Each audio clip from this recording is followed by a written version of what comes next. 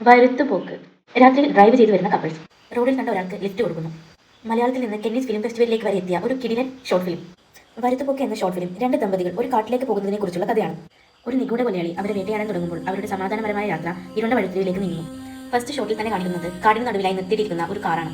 പിന്നീട് ക്യാമറ പോകുന്നത് പരസ്പരം കിസ് ചെയ്തുകൊണ്ടിരിക്കുന്ന കപ്പിൾസിലേക്കാണ്. അവർ വീണ്ടും യാത്ര തുടരുന്നു. കുറച്ചു ദൂരം ചെന്നപ്പോൾ വണ്ടിക്ക് മുന്നിലേക്ക് എന്തോ ചാടി.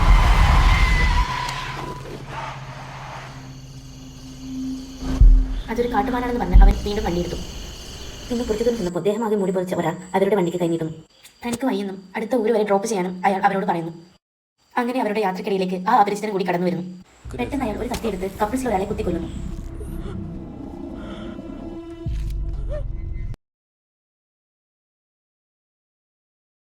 പെട്ടെന്ന് ഫസ്റ്റ് സീനിലേക്ക് തന്നെ തിരിച്ചു പോകുന്നു.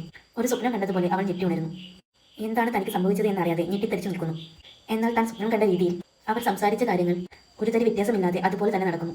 ഒരു ലൂപ്പിൽ പെട്ടതുപോലെ. ഇനി അവർക്ക് അതിൽ നിന്ന് രക്ഷപ്പെടാൻ പറ്റുമോ? അവർ സർവൈവ് ചെയ്യുമോ? ബാക്കി കഥ അറിയാൻ വേണ്ടി വരുത്തുപോക്ക് ഷോർട്ട് ഫിലിം കാണും.